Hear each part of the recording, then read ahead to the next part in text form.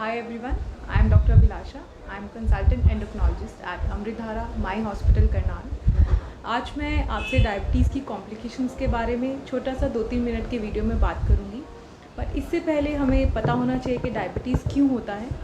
Diabetes होने का कारण होता है या तो आपकी बॉडी में इंसुलिन कम हो रहा है, या अगर इंसुलिन बन भी रहा है तो भी आपकी बॉडी इंसुलिन को अच्छे से रिस्पॉन्ड नहीं कर रही है। तो या तो इसमें 2 तरीके के डायबिटीज़ होते हैं, तो टाइप 1 डायबिटीज़ जो कि ज़्यादातर बच्चों में होता है, टाइप 2 डायबिटीज़ जो अडल्ट्स में मोटापे वाले लोगों में होता है। तो अब लेकिन हमारे पास ओपीडी में लोग आते हैं, पूछते हैं जी हमें 200 मेरी शुगर है, 300 मेरी शुगर है, मेरे को कोई प्रॉब्लम नहीं है, मैं क्यों कंट्रोल करूँ। तो उन लोगों के लिए मेरा ये जो वीडियो है ये देखना काफ़ी इम्पॉर्टेंट है। हमें क्यों कंट्रोल करनी है शुगर, क्योंकि शुगर की वजह से जो कॉम्प्लिकेशंस होती हैं, बहुत ज़्यादा कॉम्प्लिकेशंस होती हैं, हमारे हर बॉडी के ऑर्गन को ये ख़राब करती है। इसमें एक्यूट कॉम्प्लिकेशंस भी होती हैं और क्रॉनिक कॉम्प्लिकेशंस भी होती हैं। एक्यूट यानी कि जो अभी एकदम से बहुत ज़्यादा आपको 1 दिन में 2 दिन में प्रॉब्लम शुरू हुई। क्रॉनिक माने कि जो आपके 5 साल 10 साल की डायबिटीज़ की वजह से आगे आपके ऑर्गन्स पे इफ़ेक्ट आएगा उसकी वजह से। तो ये कॉम्प्लिकेशंस एक्यूट की अगर मैं बात करूँ, जैसे शुगर्स बहुत ज़्यादा हाई हो जाना, शुगर्स 400 में 500 में या 600 तक चले जाना, उसकी वजह से बॉडी में एक कीटोन्स नाम का जैसे जहर भी बन जाता है। तो ये इसको हम डीके डायबिटिक कीटोएसिडोसिस बोलते हैं। ये काफ़ी ख़तरनाक होता है, जानलेवा भी होता है। ज़्यादातर ये टाइप 1 डायबिटिक बच्चों में मिलता है शुरुआत में। तो इसको इमीडिएटली आप हॉस्पिटल में आके इमरजेंसी में आके ट्रीटमेंट कराइए। इसका इंसुलिन हमें देना पड़ता है, बहुत सारे बोतल के थ्रू इंसुलिन देना पड़ता है। तो अगर आप टाइमली इलाज कराते हैं, इसका इलाज इजीली पॉसिबल है और आपकी जान भी बच सकती है। बाकी एक्यूट कॉम्प्लिकेशन में आता है जैसे कि शुगर्स एकदम से कम हो जाना।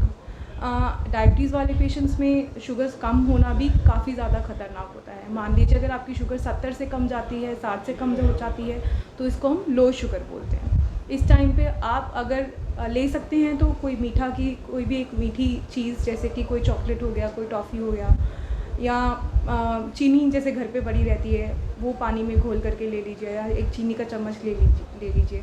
तो ये सब कर सकते हैं। तो इनफैक्ट जो लो शुगर होता है वो एकदम से आपके दिमाग में इफ़ेक्ट कर सकता है, पेशेंट बेहोश हो सकता है। तो ये और भी ज़्यादा खतरनाक है। तो ये जो बात रही है एक्यूट कॉम्प्लिकेशंस की बात थी। आगे अगर मैं बात करूँ क्रॉनिक कॉम्प्लिकेशंस की, तो क्रॉनिक कॉम्प्लिकेशंस क्या हैं इसके, तो जितना लंबे टाइम तक आपकी डायबिटीज़ रहेगी उतनी ज़्यादा कॉम्प्लिकेशंस होने के ज़्यादा रहेंगे। जैसे अगर 5 साल, जिनको 5 साल से ज़्यादा 10 साल से ज़्यादा डायबिटीज़ हो चुका है, उनमें ये कॉम्प्लिकेशंस होने का रिस्क बहुत ज़्यादा है। या जिनकी शुगर्स बहुत ज़्यादा अनकंट्रोल्ड रहती हैं, शुगर्स हमेशा ही 200 या 300 में चलती रहती हैं, हालांकि आपको पता नहीं चलेगा, लेकिन 10 साल के बाद इवेंचुअली आपकी बहुत सारी कॉम्प्लिकेशंस होनी शुरू हो जाएंगी। इसीलिए हम डायबिटीज़ को साइलेंट किलर भी बोलते हैं। 200 की शुगर में आपको नहीं पता चलेगा, लेकिन साइलेंटली डायबिटीज़ आपके बॉडी के ऑर्गन्स को ख़राब करती रहेगी।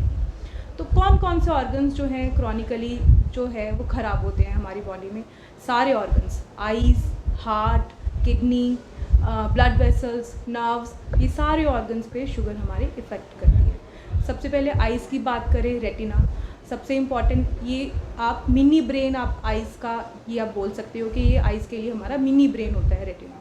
तो इसमें छोटे छोटे खून के धब्बे शुगर की वजह से आ जाते हैं। आपको जो छोटे छोटे धब्बे होंगे आपको आइज़ में कोई प्रॉब्लम नहीं आएगी, लेकिन जब ये बड़े धब्बे हो जाएंगे आपकी विजन अफेक्ट होगी। लेकिन हमें क्या करना है, हमें इसे तभी रोकना है जब ये धब्बे बहुत छोटे हैं। इसीलिए हर सालाना एक आँखों का चेकअप बहुत ज़्यादा ज़रूरी है। और अगर आपकी आंखों में ये प्रॉब्लम आनी शुरू हो गई है तो मे बी शायद 3 मंथ्स में 6 मंथ्स में भी आपको ये टेस्ट कराना बहुत ज़रूरी है, और आगे इसके हिसाब से आपका इलाज होना बहुत ज़रूरी है। देन आइज़ के बाद अगर हम हार्ट की बात करें, तो हार्ट की प्रॉब्लम्स हम सबको पता है, डायबिटिक पेशेंट्स में हार्ट की प्रॉब्लम्स बहुत ज़्यादा होती हैं। इनफैक्ट ये कहा जाता है, ये देखा गया है कि कम से कम 3 गुना ज़्यादा रिस्क है हार्ट अटैक का डायबिटिक पेशेंट्स में। और सबसे ज़्यादा इम्पॉर्टेंट बात ये है कि इवन जो ये हार्ट अटैक होता है, ये साइलेंट हार्ट अटैक होता है, पता भी नहीं चलता, छाती में दर्द होता भी नहीं है, एकदम से मौत हो जाती है। तो इसीलिए हमेशा 6 महीने में, साल में एक बार आपको अपने हार्ट के टेस्ट डायबिटिक पेशेंट को ज़रूर कराने चाहिए।